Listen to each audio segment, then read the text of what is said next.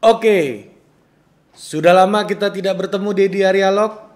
Sudah lama juga tidak ada konten Dialog yang gua ngoceh-ngoceh sendirian ngadep kamera kayak orang gila. Nah, karena sudah lama tidak membuat konten, gara-gara gua terlalu sibuk keliling di total politik, gua terlalu banyak nih aktivitas di total politik, ketemu banyak orang, ketemu banyak orang-orang baru gitu ya. Dan di sini gue mau cerita kenapa gue begitu tertarik untuk menggali orang lain, untuk mendapatkan cerita-cerita orang lain.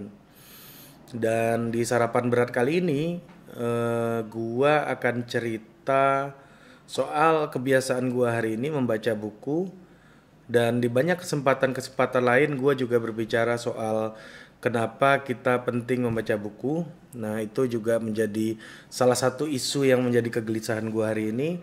Tapi kita di sini akan berbicara masalah buku biografi.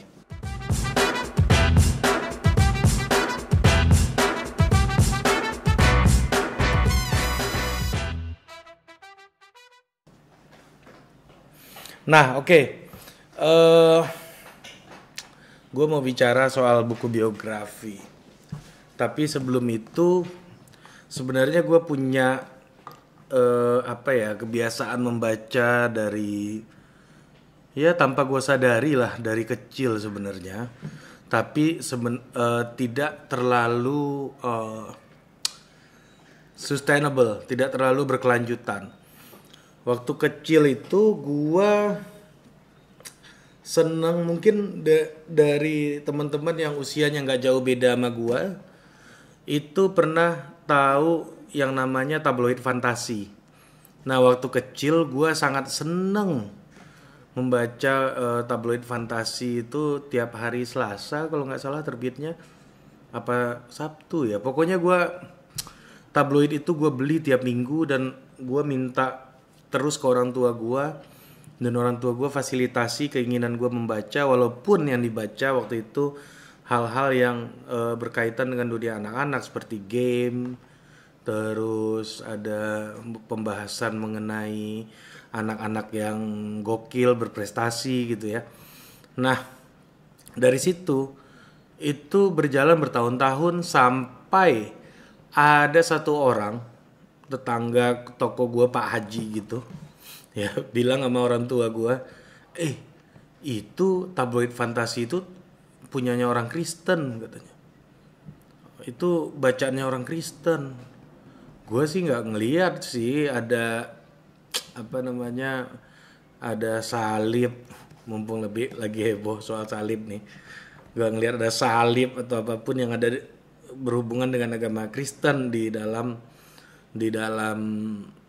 buku tersebut nih. FYI, di dalam tabloid tersebut, FYI, gua waktu itu lagi di Sumatera Barat ya, di kota Bukit Tinggi, kota kelahiran gua. Nah, jadi orang tua gua kemakan hoax tersebut, dan akhirnya mungkin gak hanya orang tua gue yang kemakan, gue konfirmasi ke banyak teman juga ada orang tuanya yang kemakan. Akhirnya gara-gara itu gue berhenti berlangganan tabloid fantasi. Ini sekarang udah nggak ada lagi di tabloid. Padahal itu bagus banget untuk merangsang keinginan membaca dari anak-anak. Nah, kemudian gue masuk SD akhir-akhir sampai SMP, mulailah senang dengan sepak bola, terutama Liga Italia. Kalau anak-anak 90-an pasti nontonnya Liga Italia, dan itu membuat gue tertarik untuk membaca koran-koran yang berhubungan dengan sepak bola. Waktu itu ada Bola, Go Soccer, Tribun Bola kalau nggak salah namanya waktu itu. Dan gua selalu berlangganan 4 koran itu untuk baca soal berita olahraga ketika itu, dan sangat merangsang gua untuk mengerti sepak bola secara lebih dalam waktu itu. Gue misalnya tahu Filippo Inzaghi itu sekolah akuntansi waktu itu kalau nggak salah. Gue tahu banyak hal lah dalam sepak bola. Ini saudaranya si ini, saudaranya si ini, sampai bapak gua aja kaget nih, Ari hafal betul ya nama-nama pemain bola, profilnya segala macam, dan hal yang berhubungan dengan si pemain itu. Dan gua juga sampai tahu kayak Filippo dan Simone Inzaghi itu lahirnya di Piacenza ketika itu, kan Google belum kayak sekarang. Nah, yang menjadi petaka ketika itu Liga Italia di stop, digantikan Liga Jerman. Liga Inggris belum kayak sekarang, belum semenarik sekarang. Jadi gue agak disconnect dengan sepak bola ketika itu. Nah, tapi disconnect dengan sepak bola membuat gue menemukan hobi yang baru, yaitu main musik di Bukit Tinggi. Nah, jadi gue masuk SMA dengan keinginan jadi pemain musik gitu. Nah, ketika gue main musik, kebiasaan membaca menjadi berkurang. Ya mungkin gue tahu profil-profil dia pakai bass apa segala macam, tapi nggak sebanyak dulu. Karena dulu gue kan bukan pemain bola yang profesional, tapi gue orang yang senang mengikuti segala informasi soal sepak bola. Nah, main musik gue sebagai pemain, jadi bacanya sekenanya aja sebenarnya. Dan ketika itu gue tanpa banyak tanpa banyak wawasan, gue masuk ke SMA gue, dan gue jadi seorang pemain musik lah ketika itu. Nah, ketika itu gue jadi main musik, dan Anda tahu sendiri pemain musik itu seniman gitu ya. Tentunya sekolahnya kebanyakan, nggak semua. Brian May pemain gitar jago, rockstar, astronomis dari Imperial College London. Tapi nggak semua.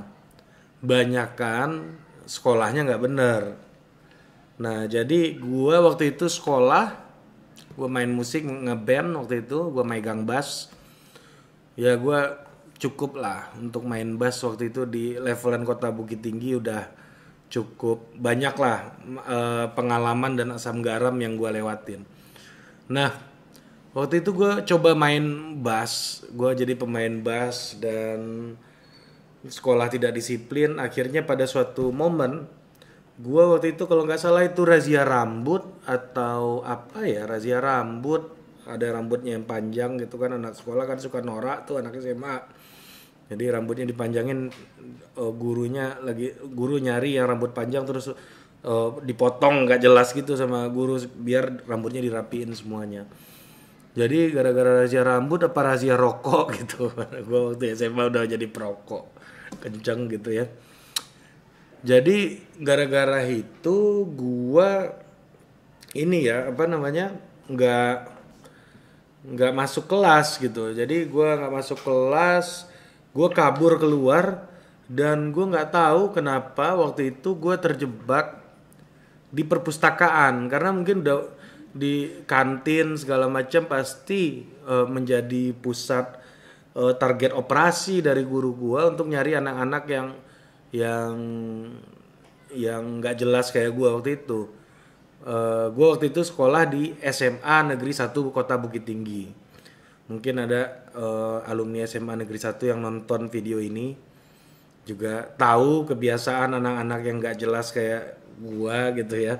Apalagi angkatan gua, tau lah gua gimana waktu itu, pasti gua dianggap anak yang ngaco lah gitu. Nah, tetapi di perpustakaan itu gua menemukan sesuatu gitu ya. Gua menemukan sesuatu yang mungkin tanpa sengaja itu mengubah hidup gua hingga hari ini.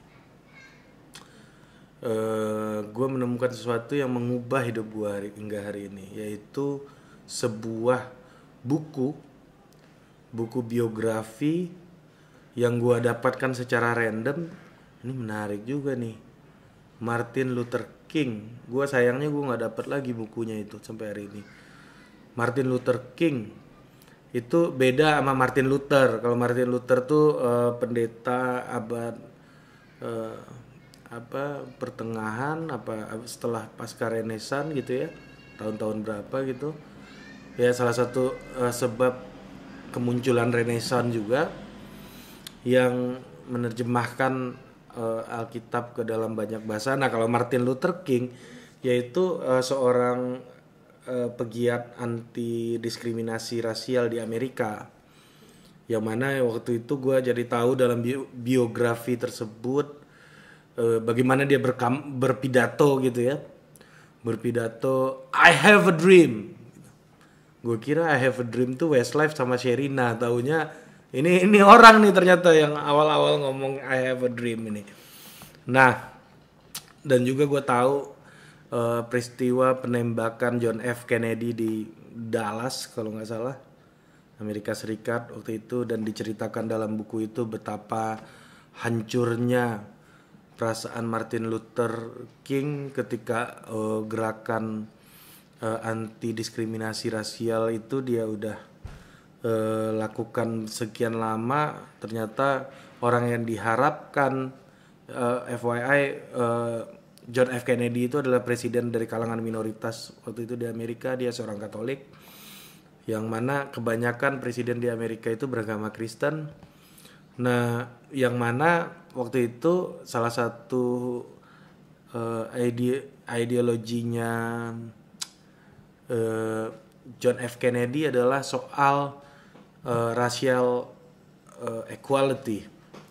Nah, ketika itu perjuangannya muncul gitu ya, dan yang kemudian orang seperti Martin Luther King ini yang mampu mengubah dunia hingga hari ini, sampailah orang seperti Barack Obama bisa jadi presiden, dan itu adalah perjuangan yang tidak pernah putus, yang sustainable dari masa ke masa. Dan ya bukunya sangat menarik sih menurut gue, dan gue lupa judulnya sayangnya. Kalau suatu hari gue bisa berkunjung ke perpustakaan SMA gue pasti akan cari itu buku, karena buku itu menurut gue cukup memberikan perubahan secara dalam alam bawah sadar terhadap diri gue gitu. Nah, jadi disitulah gue tahu misalnya panggilan kasar gitu buat orang kulit hitam di Amerika, hi kid gitu. Hi kid itu ke orang kulit hitam seperti merendahkan gitu. Dan itu dibahas oleh penulis buku tersebut. Gue lupa sama sekali nama penulisnya, judulnya, tapi itu tentang Martin Luther King. Ya masih brief biografi ya. Nah, itulah yang kita yang besar di daerah kayak gue ini di Sumatera Barat gitu ya, di Bukit Tinggi, kota yang ya kalau dibilang banyak bapak bangsa, kalau dibilang banyak tokoh-tokoh negara itu lahir di Bukit Tinggi, iya. Tapi gue merasa toko buku akses buku itu nggak mudah kita dapat ketika itu. Buku itu cuma jadi pajangan, bahkan dianggap beban gitu ya. Dan gue waktu itu umur berapa ya? Ya SMA lah. Dan cuma ada satu toko buku di kota Bukit Tinggi, itu pun nggak lengkap. Nggak selengkap Gramedia di Jakarta gitu. Kalau kita mau beli buku yang agak sedikit lengkap tuh Gramedia Padang, itu 3 jam dari Bukit Tinggi, dan sulit sekali untuk mendapatkan akses bacaan yang berkualitas. Ya makanya tadi itu orang tua gue bisa kemakan dengan isu bahwa majalah fantasi itu majalahnya bacaannya orang Kristen, kristenisasi segala macam, karena memang kita itu tidak terbiasa dengan berbagai macam sumber bacaan. Kalau memang tentang Kristen ya biarin aja, yang penting kita tahu gitu, tidak mengubah keyakinan.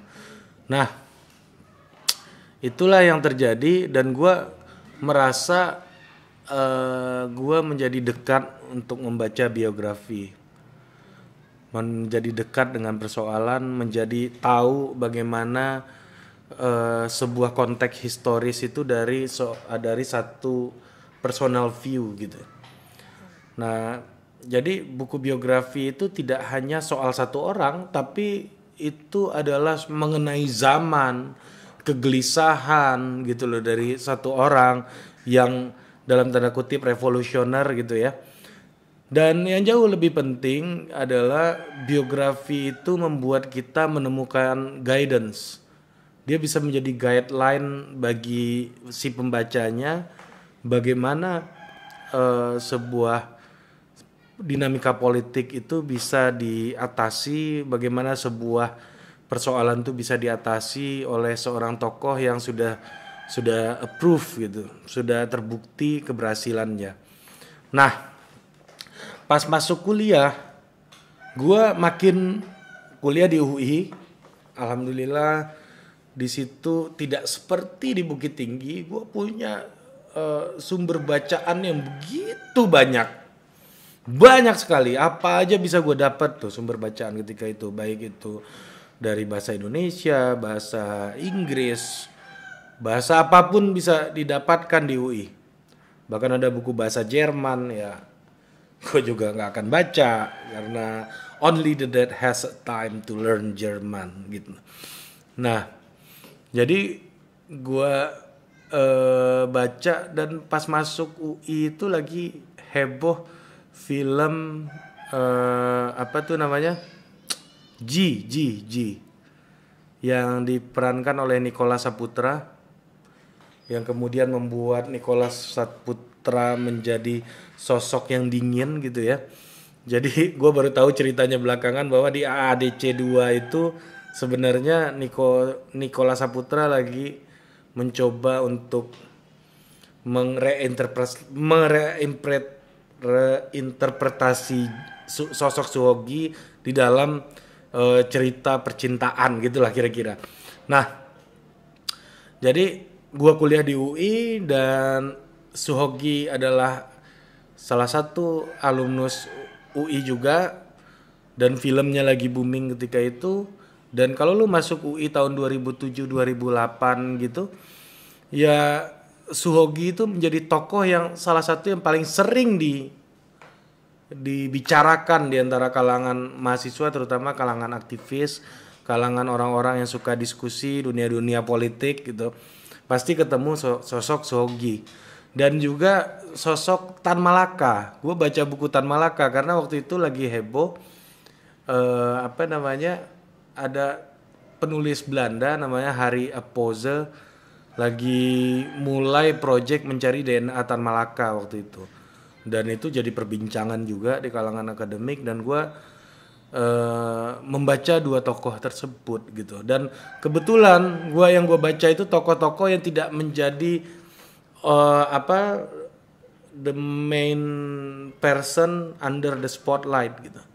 Bukan orang yang benar-benar menjadi sorotan utama gitu seperti halnya Bung Karno, atau kalau yang agak-agak sama tahunnya sama Suhogi itu mungkin Pak Akbar Tanjung gitu ya, yang memang menjadi seorang aktivis yang going to politics, going to the spotlight gitu ya, orang yang benar-benar masuk ke spotlight.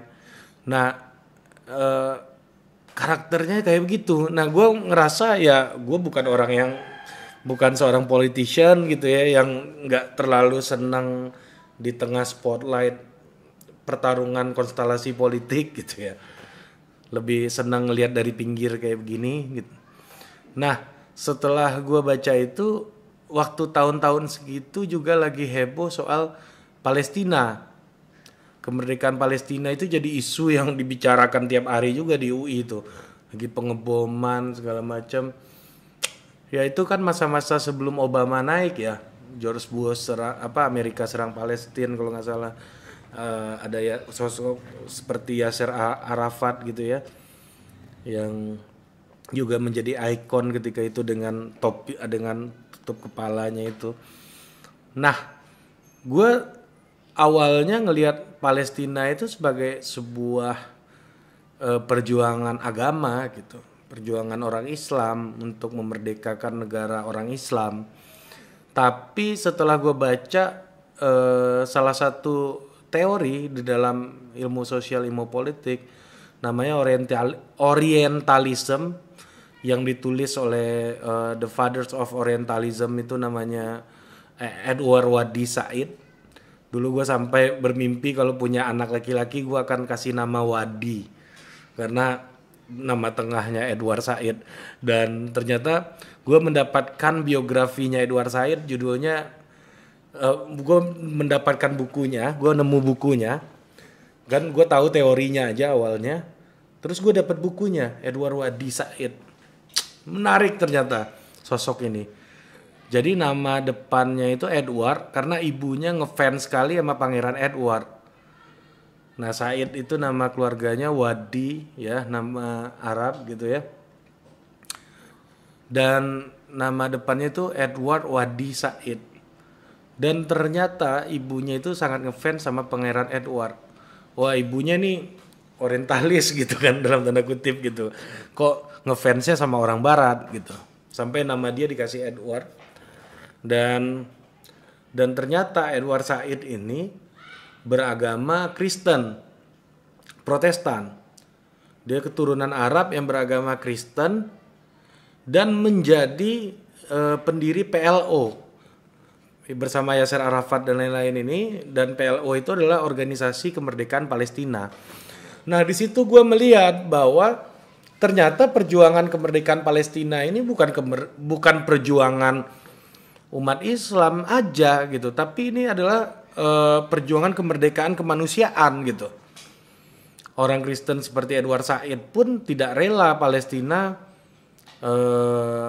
dijajah, dan dia berantem dengan sempat tegang dengan Yasser Arafat. Kenapa Anda mau melakukan perundingan? Di sana tidak ada ahli hukum internasional, Anda tidak lancar berbahasa Inggris, bagaimana Anda melakukan negosiasi gitu-gitu. Di buku biografinya dia cerita soal itu. Dan juga Edward Said bilang kayak gini, ternyata kisah hidupnya itu sampai ke pemikiran bagaimana Barat dan Timur. Jadi dia bilang bahwa orang-orang yang bekas negara jajahan ini selalu memandang bangsa-bangsa yang menjajahnya lebih tinggi daripada dirinya gitu. Padahal sebagai manusia itu kita harusnya sama gitu. Kenapa kita menganggap orang Barat lebih pintar, orang Barat lebih beradab? Nah, itu dia bahas dalam teori-teori dia yang di dalam buku Orientalism. Ada buku lagi apa ya, gue judulnya lupa itu. Ada bukunya Edward Said juga, media, soal media tuh, perang di Amerika. Aduh, gue lupa nih judul-judul bukunya. Nah, tapi gue menemukan biografinya yang berjudul The Out of Place itu, salah tempat. Dia bilang kayak gini, saya ini pemain piano yang jago, sampai di New York Harmony Orchestra kalau gue nggak salah disempat featuring main piano.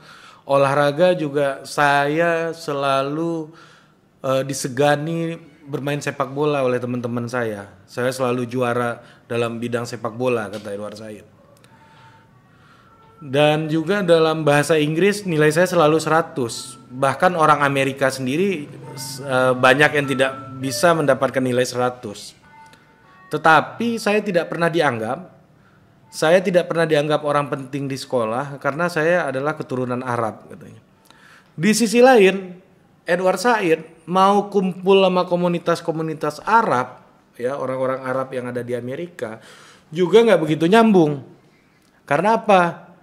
Karena dia Kristen, gitu. Dia bukan Muslim. Jadi ketika dia kumpul dengan orang Amerika yang mayoritas beragama Kristen, Edward Said dianggap Arab, ya, nggak dianggap penting karena dia keturunan Arab, padahal dia beragama Kristen. Ketika dia kumpul dengan orang-orang Arab, dia juga tidak dianggap juga karena dia ini adalah orang Kristen yang merupakan agama mayoritas orang Amerika, gitu. Makanya dia membuat judul bukunya itu The Out of Place, salah tempat gitu. Dia jadi orang yang selalu salah tempat gitu. Nah, ini menarik. Dan dari situ gue menjadi masuk ke tema pembahasan skripsi gue, yang itu juga soal biografi orang, yaitu biografi Buya Syafi'i Ma'arif, ya, yang merupakan juga seorang intelektual gitu. Nah, ini yang juga mempengaruhi jalan gua membahas itu. membahas soal sosok-sosok intelektual. Dan karena apa yang gue pertanyakan di dalam tesis gue di dalam tulisan mengenai Syafi'i Ma'arif, kenapa orang Muhammadiyah yang dulunya cenderung puritan dalam tanda kutip sekarang punya pandangan mengenai ideologi soal multikulturalisme, mengenai pluralisme dan segala macamnya, yang mana itu tidak lekat dengan tradisi Muhammadiyah yang waktu itu sangat berorientasi kepada amal usaha, bikin sekolah, bikin rumah sakit, bikin panti asuhan, tapi tidak pernah masuk ke dalam arena-arena pemikiran gitu. Nah, kira-kira itu yang menjadikan gue tertarik untuk membahas buku biografi Buya Syafi'i Ma'arif, 3 titik kisah kehidupan apa judulnya. Nah, di situ Buya Syafi'i waktu pertama kali ketemu dengan profesornya Fazlur Rahman di University of Chicago Amerika, dia bilang kayak gini, Profesor Rahman, can I get a fourth of your knowledge? I will convert Indonesia to an Islamic state. Jadi dia minta 1/4 ilmu gurunya dan akan mengubah Indonesia jadi negara Islam gitu. Nah, tetapi setelah dia jalan di situ, dia bergaul, dia memulai mempelajari Islam dari Fazlur Rahman, malah dia bilang sepertinya termasuk dia menulis disertasi mengenai sidang konstituante 1955 yang mana di situ banyak orang Islam, tetapi tidak mungkin Indonesia dijadikan dasar negaranya negara Islam gitu. Nah, di situ mulai ada perubahan pemikiran dalam sosok Syafi'i Ma'arif gitu. Dulunya dia kayak apa ya, kayak pemikirannya kayak HTI mungkin ya hari ini ya gitu. Sangat percaya ada khalifah gitu misalnya. Karena Fazlur Rahman ini adalah orang dari Pakistan, yang mana Pakistan menjadikan Islam sebagai dasar negaranya gitu. Yang mana di Pakistan orang perang-perang mulu tiap hari gitu. Nah, jadi gue banyak terbantu melihat politik lewat sosok aktor, lewat gimana aktor mendefinisikan situasinya, bagaimana seorang aktor mendefinisikan sebuah situasi politik dan juga melakukan internal conversation. Ini ada pemikir sosiologi namanya Margaret Archer, itu berbicara masalah internal conversation ini dengan dia menyebutnya morfostatis, morphogenesis kalau nggak salah ya. Nah, dan dengan internal conversation itu dia melakukan evaluasi diri, kemudian mendorong sebuah perubahan struktural gitu. Nah, buku biografi itu bagian dari salah satunya internal conversation yang terjadi di antara the man of ideas, orang-orang yang memiliki gagasan gitu. Mungkin itu aja hari ini, dan kita sambung di Diarialog Sarapan Berat berikutnya. Kalau ada buku biografi yang lu baca, tulis aja di komentar di bawah ini. Kali aja gue juga baca, nanti gue akan bahas. Mungkin sekian dulu dari gue. Terima kasih. Sampai jumpa di Sarapan Berat berikutnya.